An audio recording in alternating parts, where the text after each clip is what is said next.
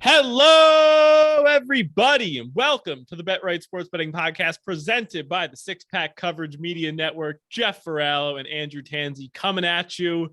It's the final week of the NFL season. The Super Bowl is here. Rue, we made it. Bengals and Rams. Yeah, the two teams we all expected to be here at the start of the season, right? Just like we predicted. Yeah, so it didn't go exactly as planned, but it should be a fun matchup. We're definitely excited for it. Before we get started here, if you want to follow us on Twitter, make sure to do that at BetRightPod. This will be our last episode of the NFL season. We are putting a lot of work into our NBA plays. We're putting out a prop of the day every day up on our Twitter page, and also writing up an article with our analysis and full breakdown of the play on the Six Pack Coverage Media Network website. So we tweet that out, or if you just want to go to the website, they have a sports section. You click on the NBA, you'll see our plays for the day every day. I think we are currently on an 11-6 run, so been doing some pretty good stuff there. And then just a heads up for what the next few months are going to look like. Obviously going to take a few months off from the NFL. We're really going to try and dive into a lot of the season-long player props, the division futures, win totals, all that kind of stuff. So once those markets start to open, once the NFL draft's over, the free agency markets closes, I'm thinking around like June and July, we'll really have some of those markets start to open up. So we'll probably start releasing like division pods. So we'll do like a podcast for the NFC East division and the NFC South. We can really do a deep dive and see if we can find some value. So, we'll keep everyone updated on Twitter and see, once we get those lines in the market. But that's something that we're definitely going to add into next year, because I had a lot of fun with some of those season-long props this year. So yeah, that'll be the plan for the next few months. And we'll break down the Super Bowl today. And a big thank you to everyone who has who listened to us last year into this year. Anyone who picked us up, whether it was in week 16, anyone who listened this season, we appreciate all of you. I know for both of us, it was by far our most successful season betting. So hopefully some people were able to pick up some things along the way and make some money with us during this season. We look forward to carrying this on into the future and hopefully continuing to grow. So, spread the word for next season. If you guys were able to make money with us this year, spread the word, get more people listening next year. Because, maybe one day we'll be able to do this full time, and then we'll be able to give you every shred of information that you need. The dream. Every single penny out there is to make during the NFL season. So, but no, thank you to everyone who did listen this year and has been listening for however long. Well said. Thank you very much. All right, so we'll do a quick recap of last week, just going over how our bets did, even though it's been a while and we have to kind of jog the old memory. But our favorite bets of the week, we did both hit the 49ers plus 3.5. Unfortunately, they could not pull out the outright win. So RIP to the Debo MVP future. What a ride. Yeah, that wouldn't hurt. Yeah, but look, it was. I still think that was a great value play at the time. And if you have it, I'd make it again. If you have a team like that in the playoffs and you're getting crazy odds like that, if like the Colts made the playoffs and you had crazy odds on Jonathan Taylor to win Super Bowl MVP, I think that's a great look when the quarterback isn't necessarily the most valuable player on that team. Yeah, absolutely. So our favorite bets of the year will finish a combined 25 and 15. Neither of us hit our long shots. I had a Mahomes touchdown. You had the Niners money line and the Bengals over 2.5 touchdowns. So you got the Bengals touchdowns in pretty dramatic fashion. But the Niners money line. The Bengals touchdowns didn't hit. It didn't? Oh, no, because they had 4 field goals. I was like, as I was saying it, I'm like, wait, I think I remember talking to you about this and you were tilting so hard because it somehow didn't hit. Yeah, I'm like, how do the Bengals beat the Chiefs here and not go over their touchdown total? It was unbelievable. No, that's unfortunate. 2 touchdowns and whatever 4 field goals was it? Yeah, the Bengals special. And then the prop sheet went 1-1, so we will finish 132 and 79 for the year on that. So pretty successful on the props. A nice 45 units up for the season. Well done by us. All right, ready to jump into this game. Do we have any tips of the week before we start? I'll just reiterate it. I know we've said a few times throughout the playoffs, but don't overextend yourself just because there is only one game. I know we said this, and Jeff probably has 700 bets in, but for me personally, at least don't bet based on one game script, which is the mistake we made last year. We put in a ton of props based on the Chiefs being able to score points and it being a closer game. So basically when the Chiefs couldn't put up points, all our plays were basically dead. So if you are going to put a ton of bets in, at least spread it around and don't rely on one game script or one team winning based on all your props. So that would be my one tip here, because it would suck to wipe away. Obviously you're not going to wipe away your season long profit, but a chunk of it if things don't go your way. Yeah, I think Rue said it perfectly. And I do have a ton of bets this year. I'm going to obviously give them all out here in a few minutes, but that was one thing I did have in mind. Like I'm not just going based off the game script of, I think the Rams are going to get out to an early lead and win the game. Like I really tried to spread it around. And I think I put like half a unit on every bet. So it's not like I'm making these super humongous large bets. So definitely don't just play out the game in your mind one way and then, bet every single prop based off that. My only thing here would just be kind of looking for opportunities on some of these. So I'll just tell a little story here about last year's Super Bowl. I was watching the Super Bowl at my house. The coin toss was going on, and I just kind of thought to myself, like, there's a lot of props up right now. Like, I wonder if I can catch the book sleeping, or maybe not even sleeping. There's just so many different variations to bet the coin toss. Like, you can bet, will it be called correctly? Which team will get the ball first? So I had the DraftKings Sportsbook app up on my phone as the coin toss is going. They flip the coin. Travis Kelce calls it in the air. I believe he calls it correctly.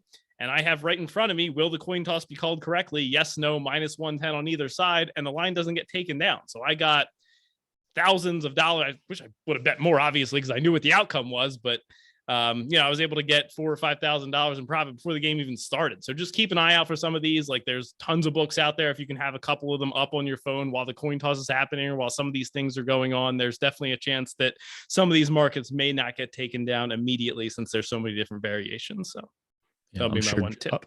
I'm sure DraftKings will let us bet $15 on it this year. Oh, yeah. Yeah, we may have to pivot to a different book that we can actually bet real money on. Yeah. Then my last tip would be don't play block pools because they suck.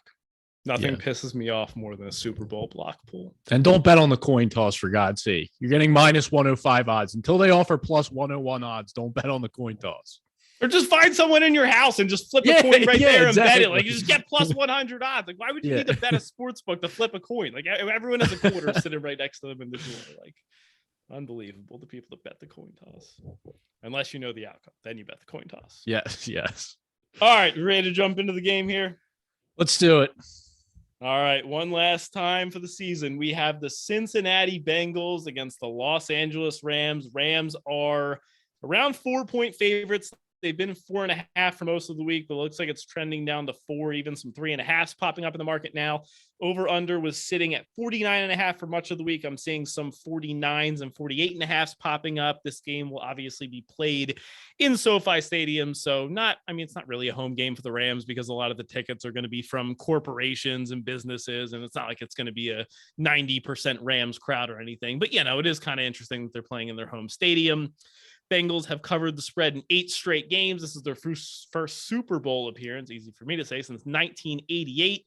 Couple injuries here, nothing super impactful. We did get news that Darrell Henderson, the Rams running back, is expected to play, and then both tight ends are kind of banged up, CJ Uzomah and Tyler Higbee.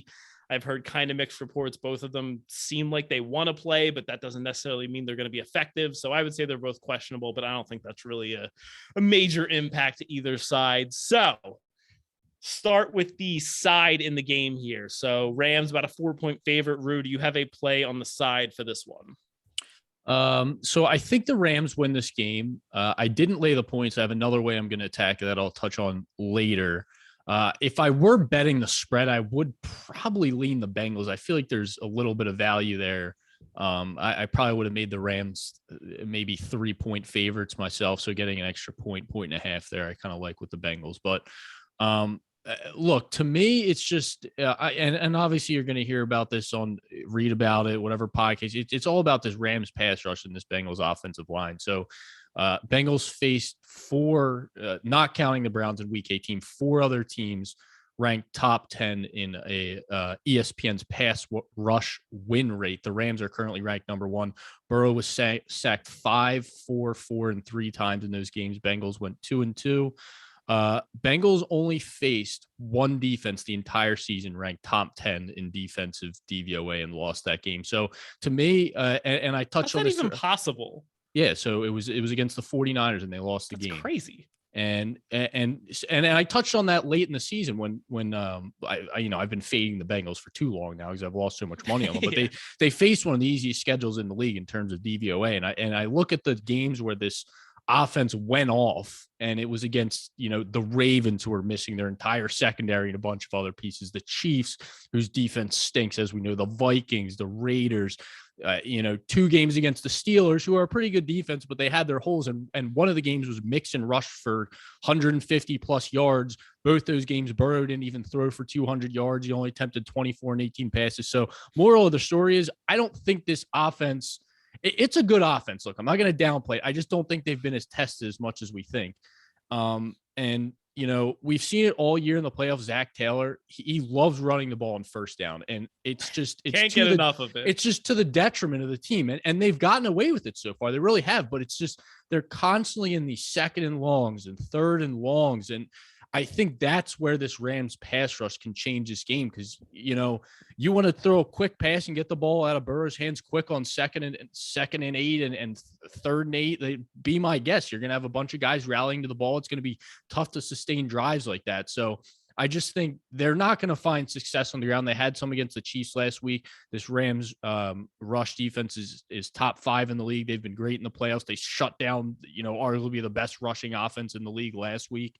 And from an offensive standpoint, I like this matchup for the Rams because I think they're going to be able to find success on the ground. Cincinnati ranked 13th in DVOA against the rush, 4.5 yards per carry, which is bottom 10 in the league. And you look at the 3 playoff games this year. So they shut down Derrick Henry, obviously very respectable, not going to take anything away from that. But that was the key of that game plan. That's all they had to worry about in that game. They weren't respecting Tannehill and the Titans passing game. But the Raiders, you have Josh Jacobs, who ran for 6.4 yards per carry. The Raiders kind of had to abandon the run late in the game, so they couldn't really stick with it. And then you have Jerick McKinnon and Clyde Edwards-Helaire rushed for 5.4 and 6 yards per carry last week. So I think when a team has a pass game that the Bengals can't just key on the run game like the Rams do, I think they can find success on the ground here, which takes a ton of pressure off Stafford. And, the Rams obviously didn't have a ton of success the last 2 weeks on the ground, but they were facing top 5 run defenses in the NFL. They did rush for over 100 yards against the Cardinals. So I think that's going to be the difference in this game. This Rams offense is a completely different offense. You mentioned Darrell Henderson's coming back, which just adds, you could have 3 backs rotating in and staying fresh here. So I do like the Rams to win this game, but I just with the way the Bengals have played, like despite all the numbers, they find a way to keep things close and claw their way back in the second half of games. So I like the Rams to win. Would probably take the points with the Bengals though. Yeah, I think the one thing that we've brought up on the podcast a bunch of times is just the Rams are a very vulnerable team when they have a lead. Like we know, you were saying, Zach Taylor is very conservative, loves to run on first down. Sean McVay loves nothing more than running the ball on first and second down with the lead and giving the other team a chance to come back. So I think you could definitely see a scenario where the Rams are up and you have Joe Burrow in comeback mode. And that's kind of a situation that I'm pretty comfortable with. I think that the Rams, I agree, they're pretty likely to win this game, but I think that there's a lot of outcomes where the Rams win a very close game. And I think the Bengals can cover the spread. So I took them at 4.5. It's not like an amazing bet. Like I don't think there's a ton of value on it, but if you maybe bet the spread, I would take the Bengals just because I think the Rams are a really, really vulnerable favorite. And I do kind of like the under in this game. I think this is going to be a lower scoring game. So getting over a field goal in a game that I expect to be in the low to mid 40s, I think is a pretty good play. The Rams are vulnerable in the fact that they let teams come back, not necessarily come back and win, though. We all know the stat. Sean McVay is 45-1 when leading at halftime. So they hold on to the lead, but they just let these teams, almost come back, as we saw against the Bucs a couple weeks ago. Yeah, I mean, it's not out of the question that the Bengals could come back all the way and win the game. I mean, we obviously saw with the Niners in the Week 18 game. Niners, again, could have won the game last week. Not that the Rams had a lead in that game. That was more the Niners giving away the lead. But I wouldn't be shocked if the Bengals won this game by any means. What about – sorry. The Bengals have basically, you can't count them out at this point. They've they just went into Arrowhead and won a game that no one was really giving them too much of a chance. So, yeah, I don't think it would shock anyone if they did win this game. But looking ahead to next year, just to briefly, I think this is going to be – we're already going with 2022. No, I'm just saying this is going to be a fade team for me next year. I think the Bengals, just a spoiler alert. I won't dive into it now, but – I'd be very curious to see what their win totals at. Yeah, it's got to be double digits if they make the Super Bowl. I would think so. Yeah. Talk about that in the summertime. All right. What about a live betting strategy here? I know that it's kind of tough. Like I've heard a lot of people just say, oh, as soon as the Bengals go down, I'm just going to live bet them. Like I feel like it's kind of hard with live betting. You kind of have to have an open mind and really just analyze the situation of the game and the numbers you're getting. It's not always as easy as like, oh, if the Rams go up 7-0, I'm definitely live betting the Bengals. Like it depends on how much the spread moves. But would that be an approach that you would look at if the Rams got up to an early lead, if the Bengals got up to an early lead? Is there a way you're looking to attack that, or are you not really looking to live bet this one? Yeah, so that was something I mentioned last week with the Bengals, and I think it got as high as 13.5, and that definitely covered. Yes, it did. And one of the stats here I have is away from home in the first half, the Bengals are only averaging 9.6 points in the first half. Second half, they average 15.7. So big difference there. So they're a slow team to get going. And I think if you see something similar to last week where the Rams do have a pretty decent lead heading into halftime, I think you could get pretty good value on a Bengals spread. If if it approaches double digits or something, I feel like all the numbers will back up a Bengals live bet there in terms of the Rams letting teams climb back in and the Bengals being a better second half team. Yeah, I do agree with that. And we've also seen the Bengals defense kind of come up bigger in the second half in some of these games as well. We obviously saw it last week where they, the Chiefs couldn't do anything in the second half. The Bengals made some defensive adjustments. So yeah, I think live betting the Bengals if they go down, if you get the right number and stuff. We talked about Sean McVay being a vulnerable favorite. So I think that's a good play. Do you have any plays or leans one way or the other on the total? Currently around 48.5, 49 in the market. I would probably lean an under, but I would probably go first half under for some of the reasons I just said. Super Bowls. So all right. So one of the plays I have here is I'm betting the second half to be the highest scoring half. I have that one too. So since 2000, it's 15-5-1. The second half is higher scoring than the first half. The second half is averaging 25 points per game. The first half is averaging only 20. So if I were to bet in under here, I'd probably go first half under. Yeah, I agree with that. I had the highest scoring half being the second half as well. And I also like the first half under. You can play it. I think I found a 24.5 at like minus 130 on Unibet. And then FanDuel had like a 24 at minus 120. But I feel like the total in the game too, like I think it's probably, I was expecting more like a 47.5. I was kind of surprised this opened at 49.5. I think both these teams love to run the ball. I think the Bengals were like 31st in the NFL this season in pace of play. The Rams were like middle of the pack. So I think it's going to be a lower scoring game, a lot of rushing attempts. We know both these coaches love to kick field goals there. I think both bottom 6 in the league in terms of going for it on fourth downs. So I think you could see a lot of rushing attempts, a lot of field goals, and I do like the under here. So I would probably lean, if I was going a full game type under, I would probably go the Bengals team total under as opposed to the game under, because I could, see the Rams putting up some points here. And if the total were to go, the game total were to go under, I would think it would have a large part to do with the Bengals struggling on offense. Okay. What about both? So I found this one on FanDuel. It's minus 160, so it's expensive, but both teams to score in the first quarter is no. The Rams are 17-3 on this prop on the season in terms of their games not having both teams scoring. The Bengals are 12-8, so a combined hit rate of 73%.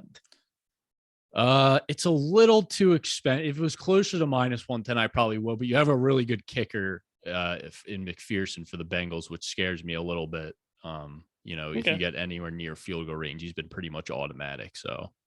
Yes, he has been. The same. We'll get into that later. The same can't be said for Matt Gay, but. All right, let's talk about some of these props. Do you have any props in the passing game? Well, one more before we go to the props is, since we're going that way, I'm gonna the way I'm attacking this game. I said it. I like the Rams to win. The way I'm attacking is I'm going Rams halftime, full time. You can get that at plus 100. I already kind of touched on how the Bengals are a slow starting team, better in the second half. Bengals 19th and 24th in DVOA offensively and defensively in the first half. I already said 9.6 points per game in the first half away from home and up to 15.7 in the second half. Rams 7th in first half points per game, ranked 2nd in defensive DVOA in the first half. So I think the Bengals do come out here and struggle a little bit early. And, then that's where that McVay stat comes in. If you get the halftime, they have the lead 45-1 when leading at halftime. The numbers are in your favor there. So I think that's a good way to take some juice off the money line for the Rams. And you can also take out a tie if you wanted to, and you could do them at plus half a point and then to win the game at minus 130 on DraftKings if you wanted to go that in case there's a tie at halftime. Okay. I think I'd probably just go with the halftime full time if I was going to do that. I don't know if minus 130 is worth it. I agree. Just another option. And DraftKings was kind enough to let me place $13 on that. So dude, calm down. We said half units here. My God, $13. You're gonna break the bank. Yeah. Okay, I like that. Yeah. What about this? This is kind of like something I was looking at. If you like the Bengals money line, and so you have that price, that's around plus 160, plus 165 right now. Would you consider taking like a Joe Burrow MVP at plus 225 instead to get a better price? Or I was even thinking, what if you just did like a same game parlay? So I made one Burrow 275 passing yards, 3 passing touchdowns, and the Bengals money line. Kind of like if the Bengals are going to win the game and Joe Burrow is going to win the MVP, what kind of a game does he have to have? That would play plus 600. Would you look at something like that if you do think the Bengals are live to pull off an upset and you wanted to, really get your money's worth out of it instead of just getting plus 170? Oh, if I think the Bengals are winning this game, I'm absolutely betting Joe Burrow to win MVP to get those better odds. And the only other guy I think you could really make it a legitimate case for is Jamar Chase. And I don't even know if you can make that. But that's what I'm saying. And it's still like he's going to be dealing with Jalen Ramsey. Obviously, he's going to get his. He could break a big play here and there, but you got to take into account the narrative coming into this. Like in my mind, look, Joe Burrow. I don't want to take anything away from Joe Burrow. I think what he's done is getting somewhat overblown based on the media and the cool shades and everything. I agree. Like, look, he played a great game last week. The Chiefs gave away that game against the Raiders, against the Titans. He really wasn't that great. He didn't play that great. No, so he really wasn't. Like, I'm going to be real with you. It's Joe Burrow hasn't been this MVP Joe Burrow. But if you ask the media, it's like the greatest quarterback that's what I'm play saying. ever. Yeah. So based on the perception and a lot of these awards that's how it is. Like if you're this popular guy coming in, like if I think the Bengals are coming in here, if you could even split it, like whatever your full unit is, go half on the money line, half on Joe Burrow to win MVP. So yeah, I think if you think Bengals win this, you got to throw something on him to win MVP. I agree. I think it's really hard to imagine a scenario where the Bengals win the game and Joe Burrow doesn't have a good game or someone else has a good enough game to win MVP. Because like if Jamar Chase catches like a long touchdown, like they're just going to, I would imagine they just put Jalen Ramsey on him every play. Like not that Jalen Ramsey can't get beat. Like we saw Mike Evans beat him for Tom Brady's last touchdown pass, but obviously decreases the chances by a lot. So, yeah. All right. That was just one thing I wanted to bring up. All right. Let's talk about the props for some of these quarterbacks. So I have a couple here. I kind of like Burrow. I had over 1.5 passing touchdowns. This was like minus 160. So it's another one that's juicy. 13-6 to the over this season. I kind of like the under in the game. So I'm not expecting the Bengals to score a ton of touchdowns, but I was expecting him to be lined at 2.5. And I also kind of like Burrow passing yards over Stafford. He was actually a slight underdog. Burrow was like minus 106 on FanDuel. And if we both think that the Rams are going to likely be playing with a lead, you're obviously going to be expecting more passing attempts and more passing situations for Burrow compared to Stafford. Do you like either of those ones, or do you have any passing props of your own? I don't have any passing props. I do like the Burrow to have more yards than Stafford. Not a huge fan of laying minus 160 for Joe Burrow over touchdown passes, just because we are both kind of leaning the under. I didn't love it. I just kind of thought it was going to be at that 2.5 number. So I thought it was a little bit low, but yeah, I don't think the game script really sets up for a shootout in my opinion. Yeah. So, outside of that, I don't have anything else in terms of the quarterbacks passing. All right. Can I interest you in one other one for your consideration? Matthew Stafford, first passing completion under 8.5 yards. Don't shake your head. when the lights are brightest, the nerves start to come into play, the butt cheeks get clenched up a little bit. Against the Niners on the Rams' first drive of the game, 3-yard pass to Odell Beckham, 3-yard pass to Van Jefferson, incomplete, and a punt. And oh, by the way, that punt happened to travel 58 yards. More on that later. Against the Bucs, the first play was actually a 9-yard reception by Cam Akers, but it was a pass that was around the line of scrimmage. He just happened to break it off for 9 yards. And then against the Cardinals, the first drive was a 5-yard pass to Cooper Kupp and then a run play and a sack. So I think that you're going to see McVay probably scheme up some kind of easy completion for Stafford. It's going to be around the line of scrimmage. I think 8.5 is a good play. And if you can't find Stafford, there's also some books that have like Cooper Kupp first reception at 13.5, Jamar Chase at 12.5. I like the unders on all of them. I think you'll see something schemed up around the line of scrimmage. Try and get the quarterback in the flow of the game. Just get an easy completion when, let nerves come in for the Super Bowl. You don't like that? I mean, he's coming around. He's coming around. No, I don't like it.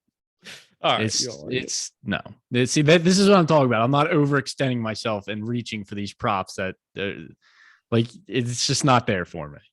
All right, it's not there for you. It's fine. You don't have to bet it. I'm just putting it out there in case you like it. All right, you want to move on to the running backs? A couple ones here. Yes. All right. Do you have any running back props? I do. So I do have. Go ahead. A Joe Mixon over 24.5 receiving yards, over in 5 straight games, 5.5 or 5.8 targets, 5.2 catches per game in that span, averaging 34 yards. What's the best way to slow down a pass rush? You throw quick passes to the running back and throw screen passes to the running back. I'm not expecting a lot of Samaje Perine in this game. Get more to him in a little bit.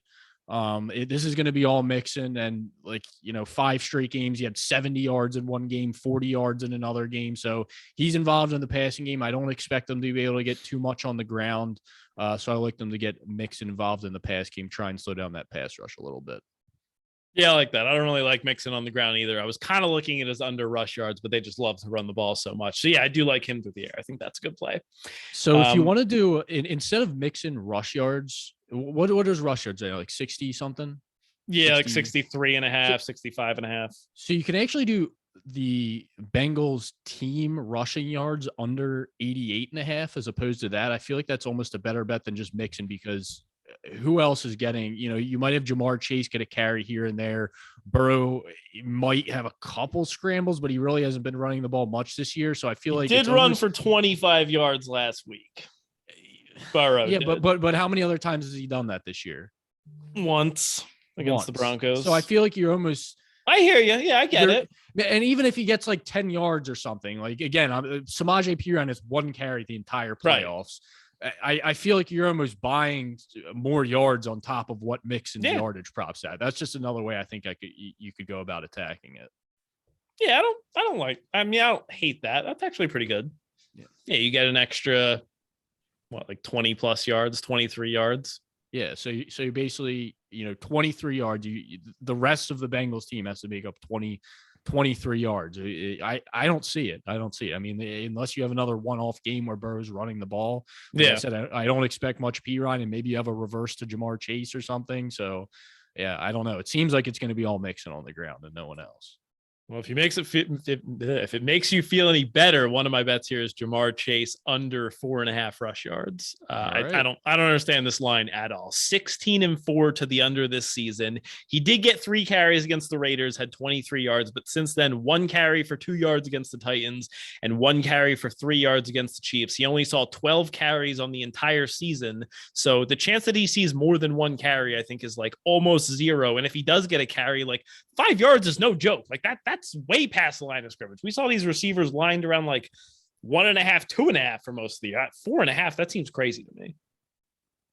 Yeah, but you know what? I'm with you. I'm not going to dispute that. It's almost like he got a couple carries in the lane. I don't think there was a rushing line for him the entire season until now. Right? No, there hasn't, because he hasn't got carries the entire season. So. Unless the Bengals decide that's how we want to get him involved, if he's not being productive with Ramsey on him.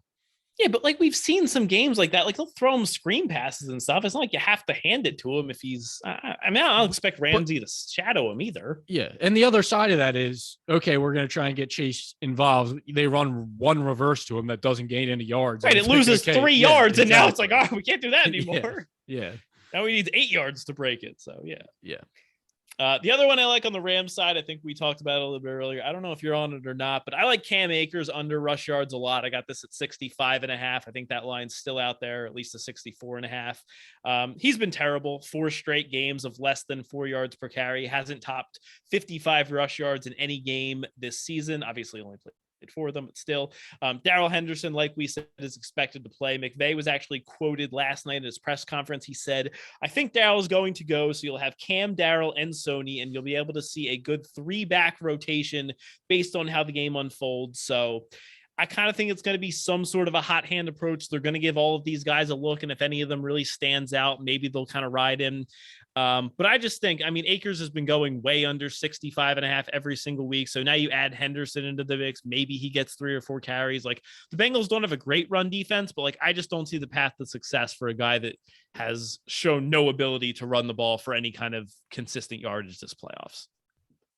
Yeah, you're getting a much more favorable matchup here than you had the last 2 weeks. Like I said earlier, I mean, you played against the 49ers and the Bucs. The line's even high. I mean, it's going up I agree every with week you. and he's going under. Like it makes no sense. I almost want to wait to see if anything else like closer to game time comes about that's fair. Henderson and his possible workload. Because if it's true that there's going to be a true 3-back rotation, then yeah, it's a great play. They could easily rush for 120 yards as a team and Akers still not hit the over. But if it's just, we're going to give Henderson 3 carries or whatever, then because I was expecting to see more Michelle over the course of this playoffs with, Akers barely playing the season, but they've seemed to commit to Akers here. So I don't know. It kind of depends on that, because if we're both of the thought process that the Rams are going to jump out to a lead, you touch on how McVay does get pretty conservative and run the ball. Yeah. So, Akers could run up 15 to 20 carries and hit this over. So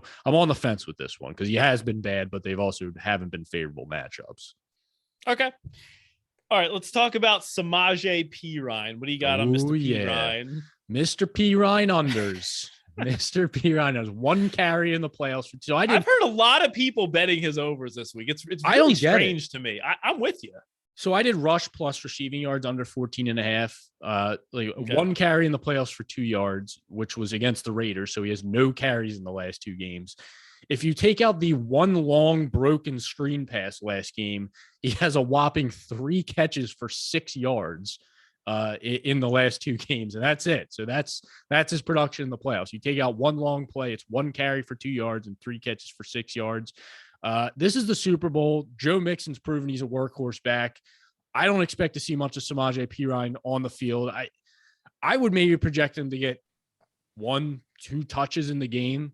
I can't see much more than that. So as long as you're not getting another, I wouldn't even hate taking his under 1.5 receptions. I think it was only minus 135 on DraftKings last I checked. So it was minus 110. I got it on FanDuel. Oh, okay, perfect. So yeah, anything Samaje Perine unders, I'm fine with. What is the case for the over? I don't get it. People were literally calling for Chris Evans to take over the Samaje Perine role because he was so bad early in the postseason. Then he catches 1 pass last week and finds a lane and goes for 40 yards. And all of a sudden he's going to, have 50 receiving yards this week, according to people. I don't get it at all. I also found an under 2.5 rush yards at plus 120 on Caesars. It's like minus 110 on some books. I don't hate that, even if he gets 1 carry. What was it? What did you say? What was the prop? Under 2.5 rush yards at plus 120 on Caesars. Okay. Just like the price. I mean, it was at 5.5 earlier in the week on FanDuel. I think that line's gone. So 2.5 minus 110 is probably fair. But if you're getting plus money on it, I think that's still a good look. I 100% agree with you. It's basically like you're betting on Samaje Perine not to get a carry, which he hasn't in the last 2 games. So, and even if he does, it's still a really good Rams defense. There's no guarantees running for 3 yards. I wouldn't be shocked if Joe Mixon only averages around 3 or 4 yards per carry this week. Yeah, I agree. All right. It's just like this line's just like a complete it's crazy to say like 10.5 receiving yards is an overreaction, but it's an overreaction. Like, what is this? If you take out, I think he had a line last week. Like, it would have been like 2.5 yards. That's what I'm saying. One play last week, you take it out, and we literally might not even get a line for Pirine if he didn't break that screen pass. So I'm with you. Yeah, unders all day. A lot of unders. Yeah, I think that's something that you'll probably see throughout the course of this episode, that we are taking a lot of unders this week. Do you have any other plays on running backs, or do you want to move to the wide receivers? That's it for me. All right. Do you have any official plays that you're on for the wide receivers? I don't have a ton on them. I actually don't. I've been kind of looking like Odell Beckham's number keeps going all over the place. I've seen it like as high as 66.5. And I was like, it's kind of getting towards where I want to bet the under. Then I saw it drop down to 60.5. And I'm like, should I bet the over? Like, it hasn't quite gotten in range, but I've been looking at him closely. How do you feel about Tyler Boyd? He's someone that I've gone back and forth on all week. Like, he's been so quiet in the playoffs, but I just feel like the middle of the field, the Rams are pretty weak on. We know Ramsey's probably going to be on Chase and Higgins a lot. Like, is this the time to buy low on Tyler Boyd at like 39.5 yards? Look, the Rams are vulnerable in the middle of the field, as we know. So it still seems like too high of a number based on what we've seen from him, to be honest with you. I mean, I was hoping for a little bit more of a discount. Yeah, that's what I mean. Like, if it was more of a discount, then yeah, but I don't just want to blindly attack a spot when the production hasn't been there from the player. So I think it's still a pass for me on Boyd. Yeah, I keep getting close on him, but I just haven't pulled the trigger. Yeah, there really wasn't anything else here for me. Cooper Kupp, I think, is in a normal range. Chase looks fine to me. I mean, I lean under a little bit on Chase, but he's not really a guy you love betting the under on. So, yeah, not too much on the receivers for me. What would you think? I can't find the odds now. It was Cooper Kupp to have the most receiving yards in the matchup. It was like low plus 100 somewhere. Oh, in the entire game? Yeah. I see minus 120 on FanDuel right now. Okay, so it might be plus money on DraftKings. I just can't find it for some reason. That's possible. But do you like that, or is it not enough, or are those odds not there for you? I don't think I could get there, just because, I mean, I know Cooper Kupp's amazing, but I feel like there's still enough really good wide receivers in this game that it'd make me nervous. Like, Odell's gone for 100 yards in the playoffs. Like, there was a game, I think, where he was around this similar price and almost beat Kupp in yards. And obviously we know Jamar Chase and T Higgins can take one to the house at any point. So I don't know if I'd go there if you're not even getting plus money. So it's plus 120 on DraftKings. Wow, it's surprising the prices are that different. 40 points off. Would you take a long shot on a guy like T Higgins or something at plus 600? You know, if the Bengals are trailing in the game and passing and Ramsey's on Chase, I feel like he would be the next guy up to have a big game. Yeah, if you made me bet it, I'd probably go T Higgins at plus 600 or Odell at like plus 11, plus 1,200. Okay. But it's not a market that I've bet to this point. All right. Are you going to bet Kupp? I don't know. I'm kind of on the fence like you. Like, are the odds really there for at plus 120? I don't know. Yeah, it's just a hard market because it's not like one that we see every week that like we're normally handicapping. Like they don't even normally have this market for the games. And let's be honest, I'm not going to take minus 120 on FanDuel, and DraftKings is probably going to cap me at $12. So I'll see if I can throw $12 on it. I'll see if I can find it on another book. Yeah, see if MGM has it. All right, I have quite a few special teams props for your consideration in this game. Do you have any before I start? All right, I'll just give my one before you. Well, this isn't real. I guess this is special teams. I probably should have mentioned this one earlier, but this is a first drive prop, and it's a Bengals first drive to end in a punt. So special I like teams, this one. Somewhat, yeah. So I went back throughout the Bengals season, and you know, I've already given all the stats about how they struggle in the first half. Super Bowls generally start slow, so I already liked it, but I wanted to go back and see what they did throughout the season. So I'm not counting the Browns Week 18 game. But 9 out of their 16 games, their first drive ended with a punt. That obviously doesn't include, like, they didn't necessarily get points on those 7 other drives. There was turnovers and whatever in there, but 9 out of 16 ended with a punt. Only 1 out of 3 in the playoffs ended with a punt, but the Raiders and the Titans both had a turnover on their first drive, which put them in field goal range to start. So last week was really the first time they had a true first drive against the Chiefs, and that did end up in a punt. The Rams forced a punt on 9 out of 17 first drives in the regular season, and all 3 drives in the playoffs, the Rams forced a punt on the first drive. So Bengals first drive punt was minus 110. So I really like those odds for that one. I like that. Yeah, you sent it to me. I played that one as well. I think that's a good play. All right. Special teams props for you. Total field goals attempted in the game over 3.5. This is minus 105 on BetMGM. Evan McPherson is averaging 4 field goals a game in the playoffs. Matt Gay is averaging 3 field goals a game. I was expecting this line to be 4.5, or if it was 3.5, I was expecting like minus 140, minus 150. We know these two coaches absolutely love kicking field goals. Both the kickers were top 10 in field goals attempted during the regular season, and both the coaches were bottom 6 in the league in fourth downs attempted. So can I interest you in over 3.5 field goals? And I did get attempted at minus 105. They don't even have to make them. If Matt Gay shanks a 47-yarder that falls 5 yards short, you're fine. Still counts. Yeah, I like that. I mean, McPherson's gone over this number by himself in 3 games in a row.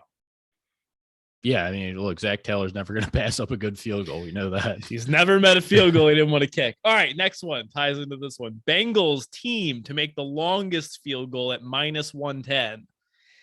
I mean, this one just doesn't really make a ton of sense to me. You have 2 kickers basically lined at, minus 110 on either side. And Evan McPherson's just the better kicker. He has made a 50-plus yard field goal in 9 games this season.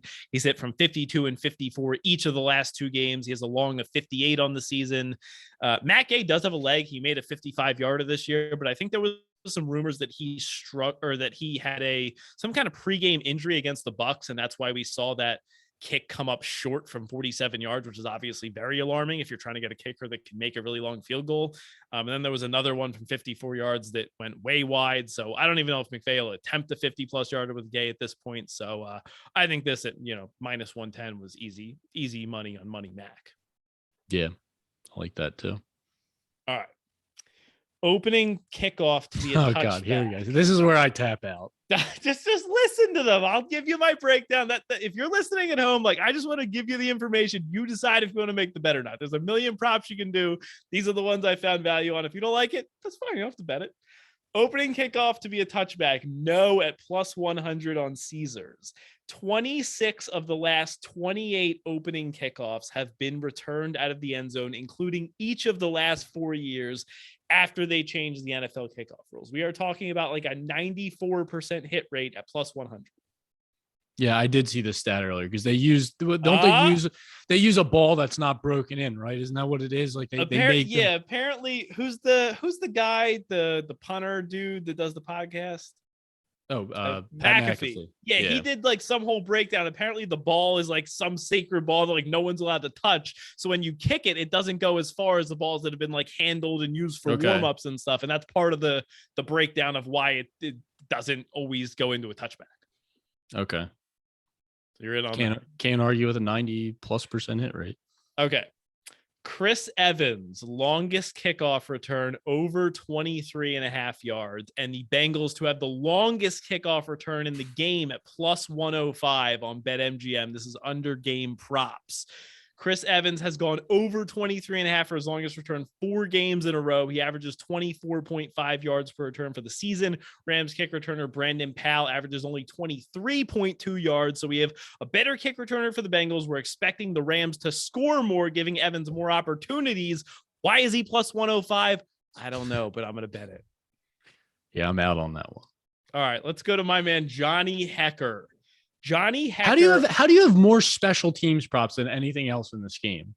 That's the most fun props. I have like 6 special teams props. It's amazing. All right. Johnny Hekker, longest gross punt over 52.5 yards at minus 110 on season. Just listen. It's gold. Over the last 6 games, Hekker is 5-1 to the over. He has long punts of 58, 54, 45, 59, and 53. He actually holds the record for the longest punt in Super Bowl history with the 65-yard boot against the Patriots in Super Bowl 53.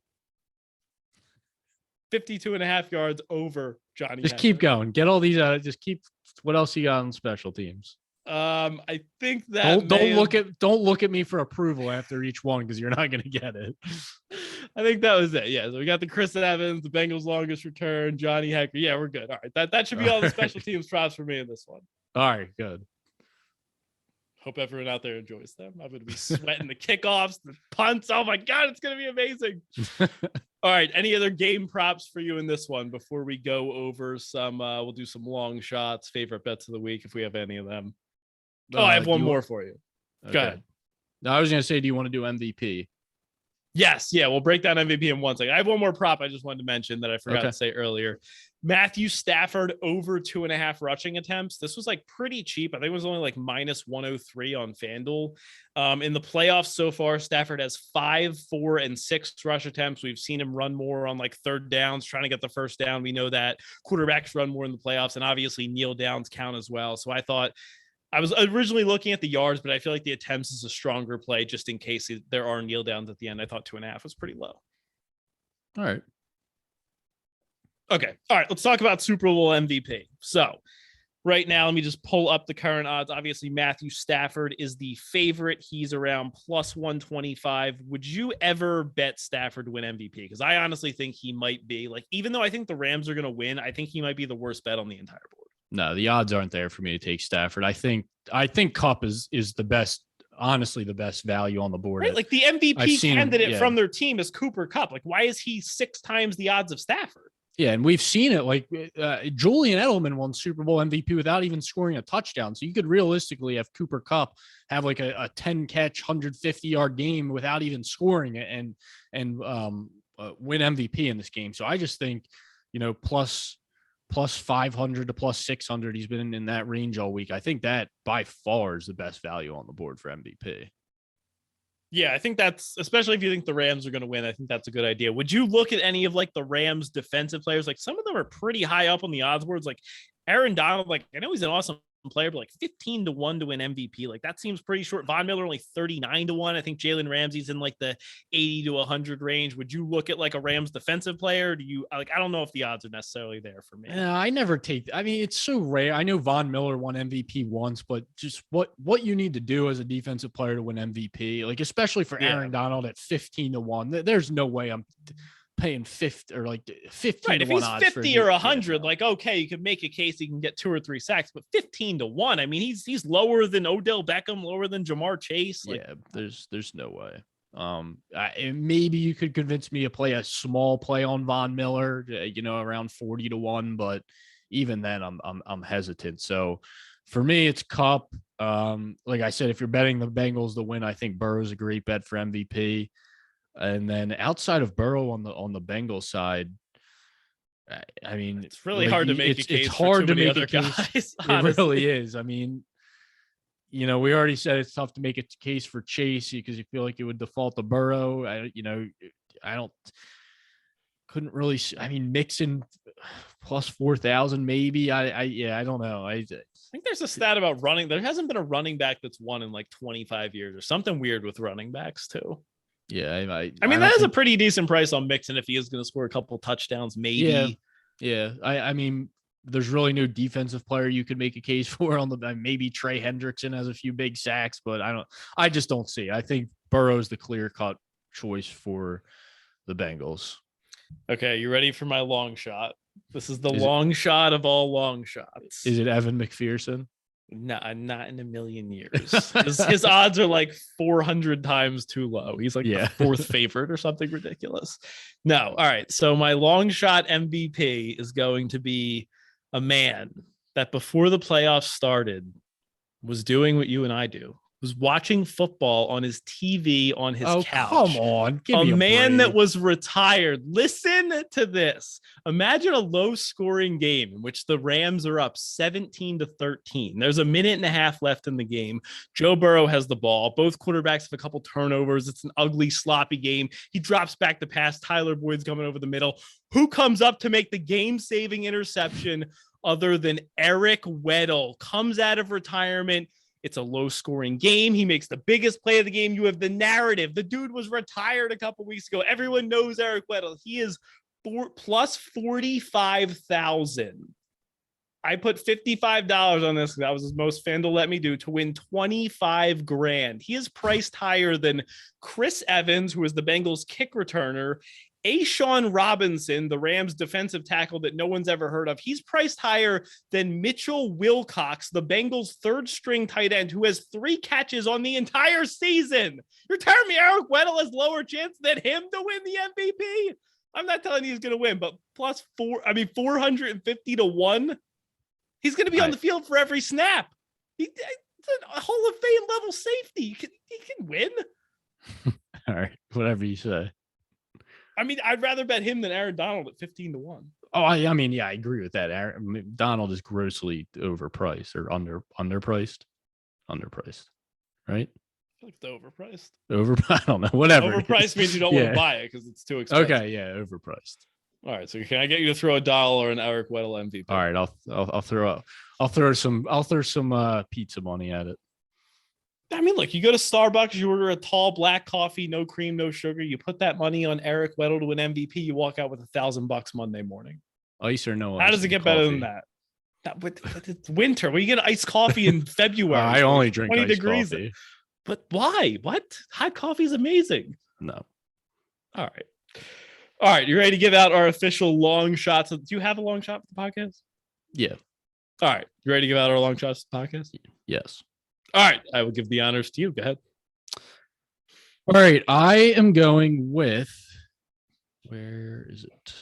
Okay. I'm going with a Los Angeles Rams defensive touchdown and a Rams win. I'm going to say maybe some of these sacks that Burrow might be taking. Maybe it's an Eric Weddle pick six. I was going to say, or maybe it's the pressure's getting to him. He forces up a pass down the middle and Eric Weddle comes up with it. Oh, so yeah, baby. I think Burrow, I think there's a lot of scenarios here where Burrow turns the ball over in this game, and I'm going to take a long shot that one leads to a Rams defensive touchdown. So FanDuel, if you parlay them together, Rams defensive touchdown and Rams win, you're looking at plus 710. Okay. Very solid. For mine, so there's a $50 risk-free bet on FanDuel for a same-game parlay. I think you have to get 3 legs and like plus 400 or something. I'm going to use that for my long shot of the week. What'd you use that for? Do you have anything good for that? I don't think I did anything crazy. I think I just did I think it was Rams money line, an Odell touchdown, and then like Burrow to throw for 250 yards and Stafford to throw for 250 yards. So nothing crazy. It was like plus 500-600 or something. All right. So my long shot of the week is around plus 3,000. It's like 30 to 1. So I'm going to use the FanDuel $50 risk free bet where, Cam Akers under 64.5 rush yards. Get that 3-headed running back rotation in there. Akers is only got 12 to 13 carries. He goes under. Samaje Perine, our boy, under 2.5 rush yards. He gets 0 carries, 0 rush yards. Tyler Boyd over 39.5 receiving yards. I'm going to say Ramsey's on Chase a lot. Boyd breaks off. A couple big ones, gets into the 40-yard range. Odell Beckham Jr., anytime touchdown. And the first half under 24.5. That $50 risk-free bet pays out $1,500 on FanDuel. All right, I like it. Thank you. All right, your favorite bet of the week that we have discussed on this podcast is what? It's Samaje Perine unders. I just don't. Really? I just don't see. I just don't see how it happens. Like I'm just, as long as this dude doesn't get one catch and it just breaks for a long play, he's going under this number. He's not touching a ball. My guarantee is that Samaje Perine will not touch the ball more than 2 times in this game. Okay, I love it. He's averaging like what? Outside of one play, he's averaging like less than 2 yards per touch in the playoffs. So yeah, it's just under all day for Perine for me. All right, Samaje Perine unders. All right, I feel like I got to go with the special teams prop here for my favorite one. I'm going to go total field goals attempted in the game over 3.5 at minus 105 is my favorite bet of the week. All right. Wait, I have one more prop I wanted to run by you. I forgot to mention it. Okay, how do you feel about a Rams team sacks over 3.5? See, I don't like it. No? No, I don't like it. It's too high. It's too high. A lot of sacks. My only thing was it was juiced to like minus 135. I think if it was like minus 110, I would on the over or the under? The over. So minus 135 for the over? That's what I'm saying. So the only it just like the under. You're giving me plus money? I definitely can't take the under, but it's just what's the Bengals game plan going to look like? Is it going to be a lot of quick passes? And again, I don't want to speculate this entire all my props based on the Rams taking a lead and whatnot. Because, if the Rams are winning by a lot and Burrow's got to pass 40 times, then yeah, I would probably like that. He's getting sacked at least 4 times, but it's just the juice on the overs to me is not appealing. It was something I was looking at coming into the game, but once I saw it, I couldn't do it. Pretty sure that opened at like plus 100. Did it really? I think so. I mean, I've heard a ton of people talk about this. I just really can't get there. I mean, the Rams had 0 sacks last week against Jimmy G. They sacked Brady 3 times, Kyler 2 times. I mean, 4 sacks is just a lot. Like Joe Burrow was the most sacked quarterback in the NFL, and he still wasn't sacked, on average more than 4 times a game. Like I think he was like 3.2 or something. He was like 56 times in 17 games. So I don't know. I just think 3.5 sacks is a lot. Like I get the play, but I kind of feel like this is one where I'd almost rather wait till the last minute and bet the under at like plus 115 or something. I don't know if I bet the under. And look, a large part of me thinking the Rams winning this game is because of their defensive line, but that doesn't necessarily mean I think they're going to get like 6 sacks. Just right, like we saw the Chiefs last week. Like they got a ton of pressure, but I don't think they sacked Burrow once. Like he would escape or like they throw the ball out, whatever. But it's just about getting pressure on him. Yeah, right. But that doesn't always lead to sacks. So yeah. All right. I think we broke down the Super Bowl pretty thoroughly, gave out plenty of props along the way. Anything else for you to say before we conclude a fantastic season here on the Bet Right Sports Betting Podcast? Oh man, I can't wait till next season. I already, it's just so bittersweet. I already miss having this full slate of Sunday games. So everyone just soak in this last NFL game and let's hope next season's here before we know it. All right. On to bigger and better things next season. All right. Well, that is a wrap from us. Thank you so much, everyone, for hanging with us this season. Remember to follow us on Twitter at BetRightPod if you want to hit us up, check in with us, run a play by us, anything like that. Make sure to check out our NBA plays posted on our Twitter page and the Six Pack Coverage Media Network. Make sure to leave a 5-star review on Apple Podcasts on your way out the door. Smash the like button on YouTube.